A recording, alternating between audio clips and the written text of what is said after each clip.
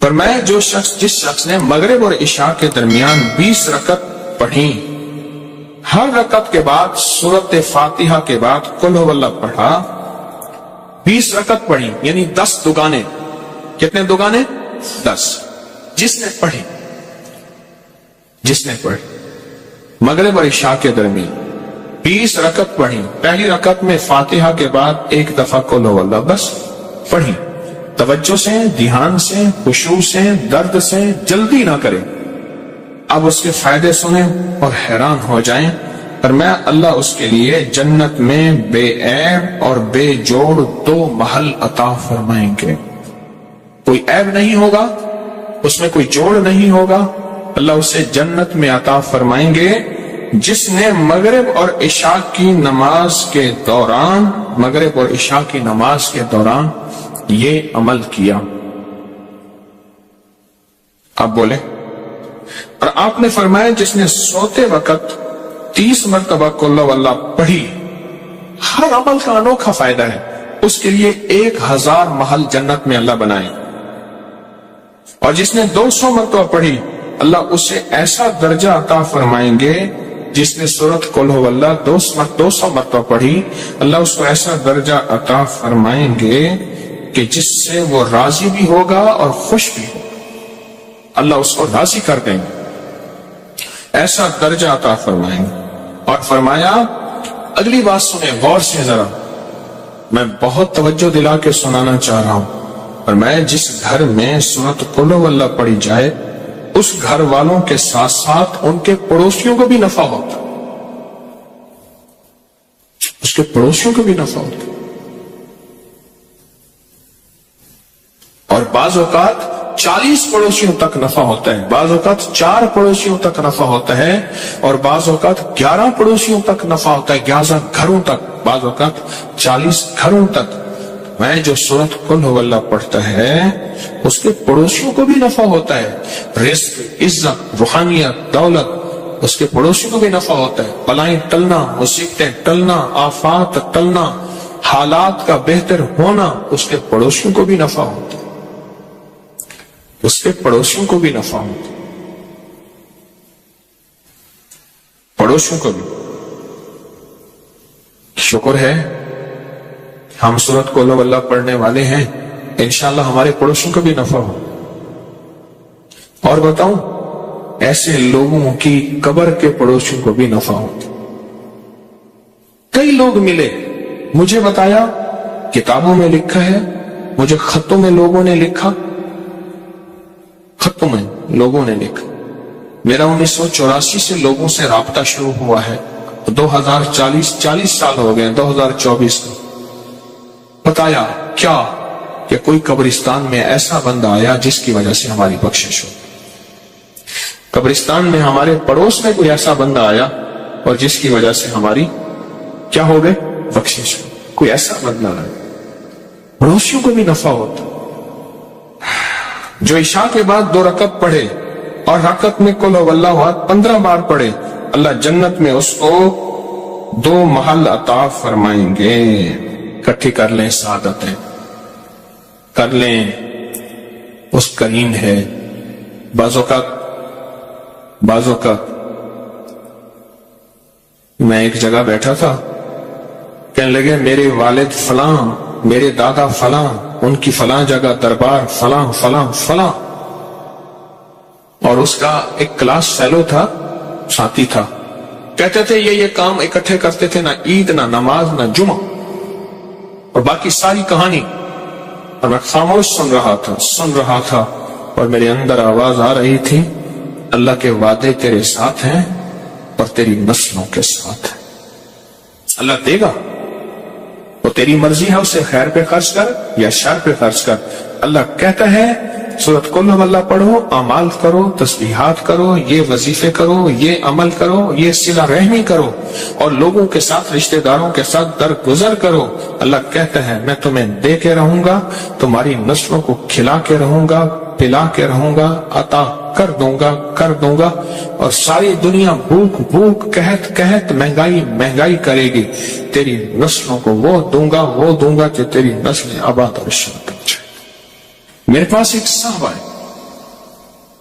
Karachi Clifton میں وہ اس وقت مالدار تھے جب کراچی کا ڈیفنس نہیں بنا تھا، صرف کلفٹن تھا، اور مالدار پرانے مالدار، اور وہ ایک دکان پہ چار آنے ہوٹل کے، چاچا غلام علی تھا، اس کا ہوٹل تھا، اس کی دکان پہ 4 آنے روزانہ پہ مزدوری کرتا تھا، چائے کے برتن صفائیاں کرتا تھا۔ مجھے میرے زیر علاج رہے وہ زندگی کے آخری ایام میں، اس اللہ والے نے مجھے بہت کچھ سکھایا، میں ہر وقت سیکھتا ہوں۔ مجھ سے کہنے لگا میرا ایک نانا تھا، اور ہم وہ لوگ ہیں جن کے پاس گائے بھینسیں، ہم دودھ بیچنے والے ہیں، ہمارا خاندانی پیشہ یہی ہے، دودھ بیچنے والے، جانور کو بڑا کر کے بیچنا، ان کے بچے بیچنا، دودھ بیچنا، اور گوبر خشک کر کے اس کی بوریاں بیچنا، گوبر، ہم وہ ہیں۔ کہا کہ میرا ایک نانا تھا، وہ نانا جو ہے سارا دن تسبیح کرتا تھا، ذکر کرتا تھا، ان کے ایک پیر صاحب تھے، ان پیر نے انہیں کوئی ورد بتائی تھی اور کہا مجھے جھولی میں لے کے کہتا تھا اللہ اس کو بخت لگا دے، اللہ میرے تسبیح وظیفے کی دعا اس کو لگا دے۔ کیوں؟ میرے نانا کی اولاد صرف میری اماں تھی اور اماں کی اولاد میں تھا، تو نانے کا سارا ورثہ تھا میں۔ میرا نانا تسبیحاں کرتا تھا، نانا غربت میں مر گیا، اماں غربت میں مر گئی، ابا غربت میں مر گیا، غریب تھا تو 4 آنے روزانہ پہ میں ہوٹل پہ کام کرتا تھا، غریب تھا تو 4 آنے روزانہ چائے کے برتن، سالن کے برتن میں دھوتا تھا۔ پر کہا وہ دعائیں میرے کام آئیں۔ کوئی دوست آیا، انہیں میرے ساتھ چل، تجھے میں ایک کام کرواتا ہوں۔ کسی سیٹھ کے پاس لے گیا، رئیس تھا، اس نے میری صلاحیتوں کو دیکھا، اوپر سے چابیاں نیچے گر چکی تھیں، تالے کھل چکے تھے، دروازے کھل چکے تھے، بس میں نے دروازے کو ہاتھ لگانا تھا اور دروازے نے کھل جانا تھا۔ پھر سنایا اپنا واقعہ۔ یہ ماسکو روس کی کمپنی کرنسی روبل ہے، کیا ہے؟ روبل ہے۔ کہا میں ماسکو کے ایئرپورٹ پہ کھڑا تھا، میرے پاس نوٹوں سے بھرا ایک بریف کیس تھا اور میں نے ایک ڈیل کرنی تھی۔ بریف کیس کھلا اور نوٹ ایسے بکھر گئے اور لوگوں نے چننا شروع کیا اور میں کھڑا ہنس رہا تھا۔ اور یہ بات اس نے کہی، سننے والا کہے گا مبالغہ کرتا ہے، پھر اس کے ایک جاننے والے نے کہی، انہوں نے کہا جی وہ مجھے کہنے لگا وہ پاگل سخی ہے۔ کیسے؟ کہنے لگا مجھے کسی نے بتایا، دیکھنے والے نے، ایئرپورٹ پہ اس کا بریف کیس گر گیا، نوٹ لوگ چن رہے ہیں اور وہ خوش ہو رہا ہے، اور سارا بریف کیس خالی ہو گیا، تو بریف کیس وہیں چھوڑ دیا، اب خالی کیا کرنا ہے، چل پڑا۔ ایک منظر میں نے اپنی آنکھوں سے دیکھا۔ 2015 میں میرے ساتھ ایک کراچی کا رئیس اعظم تھا، وہ سگار پیتا ہے دنیا کا مہنگا، تو ہم ترکی میں تھے، تو اس نے کھولا ایسے گرینڈ مارکیٹ بازار میں ترکی میں، اس نے کھولا نا، اس نے کھول کے ایسے منہ میں رکھا، دیکھنے والے نے ایسے حیرت سے دیکھا اسے، ترکی میں اسموکنگ بہت ہوتی ہے، ایسے دیکھنے والے نے ایسے حیرت سے دیکھا، اس نے آنکھیں پڑھ لی، اس نے آگے ایسے کر دی، اس نے لے لیا، دوسرے نے دیکھا، اس نے لے لیا، میرے کھڑے کھڑائے ڈبی ختم ہو گئی، پتہ چلا 50,000 کی ڈبی تھی۔ کچھ عرصہ پہلے میں نے انہیں یاد دلایا، پتہ چلا کہ وہ تو ایسی کئی ڈبیاں خالی کر دیتا ہے تو بظاہر سگار اور سگریٹ، لیکن دل معاملہ سخاوت کا بھی ہوتا ہے۔ بظاہر تو یہ ہے، بظاہر تو وہ نوٹ ہیں، چلو ہمارے پاس مال نہیں، ہمارے پاس کچھ چیزیں نہیں، ہمارے پاس بریف کیس نوٹوں کا بھرا ہوا نہیں، ہم لوگوں کو سورۃ قل واللہ کے نفع تو بتا سکتے ہیں، جیسے اماں کو بتاتا رہا۔ اماں بوڑھی سادہ پڑھتی رہی اور اماں کا وقت ایسا زبردست آیا کہ اماں کی آخرت بن گئی، اماں کو ہدایت اور کلمے کی موت آ گئی۔ آپ آج وعدہ کریں مجھ سے، میں بھی، کہ آج کے بعد ہم لوگوں کو بتائیں گے۔ میں کالج سے آ رہا تھا، کالج سے، تو سیٹ پہ بیٹھا تھا، مجھ سے پہلے ایک بندہ بیٹھا تھا، کاٹن پہنا ہوا، یہ مچھیں، بڑی سی پگ، اور ایسے پھول کے بیٹھا ہوا تھا، 1.5 سیٹ اس نے لی. میں یوں کر کے بیٹھ گیا، یوں کر کے بیٹھ گیا. اس نے نا مجھے ایسے ترچھی نظروں سے ایسے دیکھا کہ ایسے اظہار کیا کہ تیرے یہاں سیٹ پہ کیا حق بنتا ہے. میں نے چونکہ سیٹ کے پیسے دیے تھے. تھوڑی دیر ہوئی، میں نے کبھی چھیڑ چھاڑ کیے بغیر تک گزارا نہیں. چھیڑ چھاڑ تو بہت ضروری ہے. تو میں نے اس کی ایک چھوٹی سی ایک تعریف کی، ایک تھوڑی سی دکھتی رکھ پہ ہاتھ رکھا، بات چلی، وہ چپ کر کے سنتا رہا. سنتے سنتے سنتے کہنے لگا باتیں تو بہت اچھی کرتے ہیں، لہجے میں نرمی. میں کہا بھائی کام ہو گیا. پھر میں نے اسے ایک عمل کا نفع بتایا. مجھے اب یاد نہیں میں نے کیا بتایا تھا، عمل کے نفع بتائے. ایک بتاتا گیا بتاتا گیا. کوئی 1.5 گھنٹے کی گاڑی چلنی تھی. بتاتا گیا، حیران ہو گیا. اس کے کندھے جھک گئے، وہ سکڑ گیا. اس نے مجھے قریب کیا، جگہ دی، اور میں نے اس کی آنکھوں میں تیرتی، اس کی آنکھوں میں چمکتے آنسو دیکھے، اس کی نمی دیکھی. اللہ ہر دل میں ہے، اللہ ہے، اللہ ہے. میری کوتاہی نے اس کو اندر دبا دیا ہے، اس کا اللہ ہے. میں نے پھر ایک اور نفع چیز بتائی. پتہ کیا کہا؟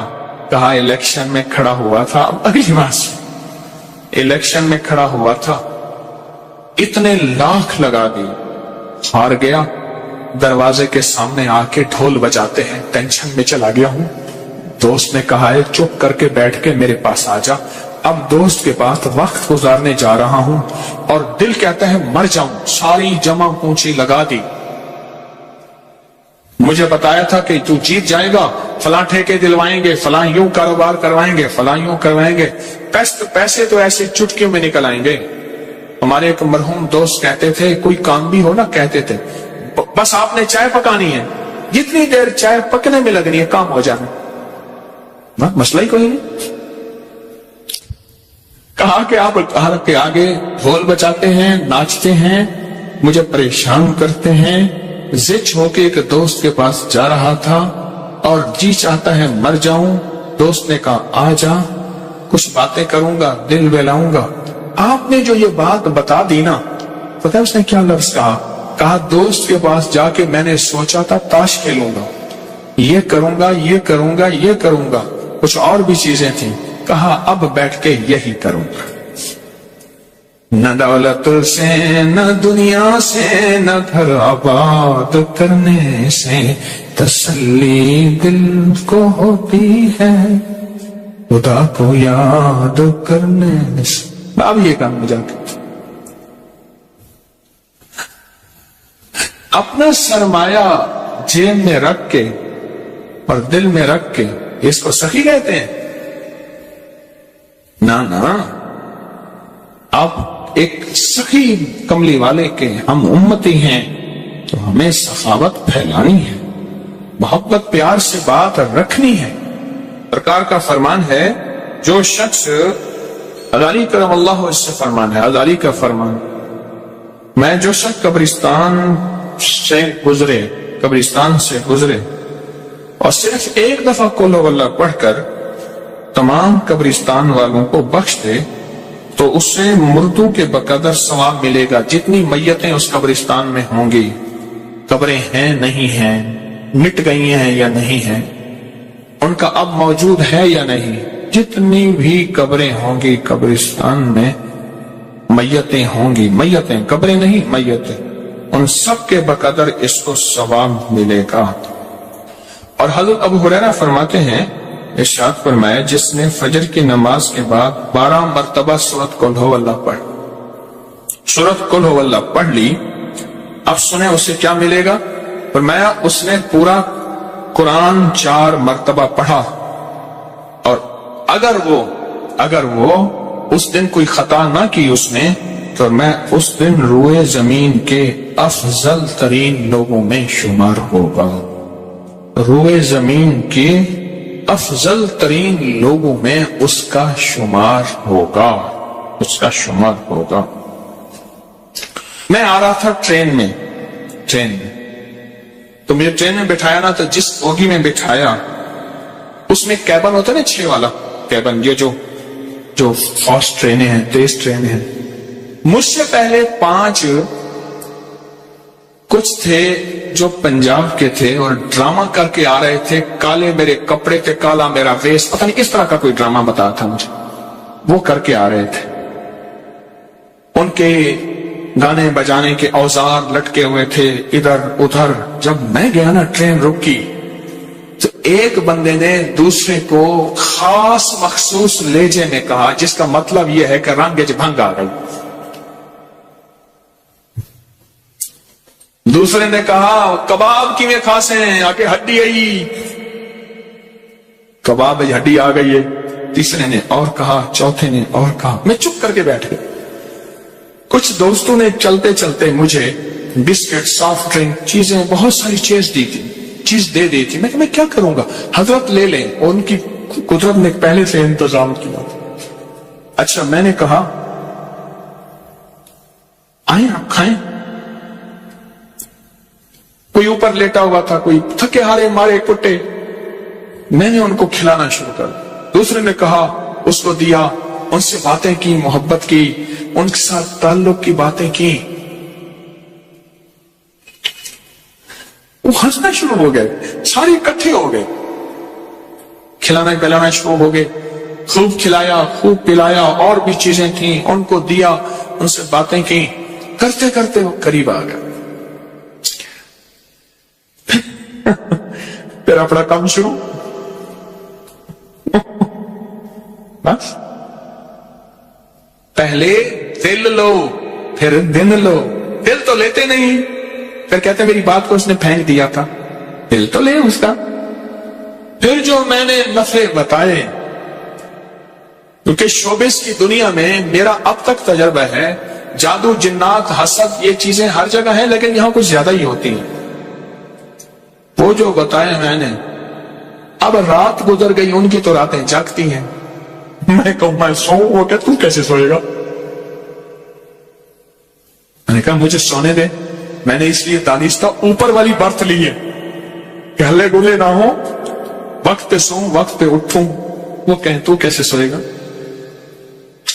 محبتیں پھیلائیں ان لوگوں کو جن سے لوگ بظاہر نفرت کرتے، ان لوگوں سے جن کو لوگ ملنا پسند نہیں، ان سے محبتیں پھیلائیں۔ اور یہ آپ کو جو تسبیح خانے سے سرمایہ ملتا ہے نا، اس سرمایہ عام کریں۔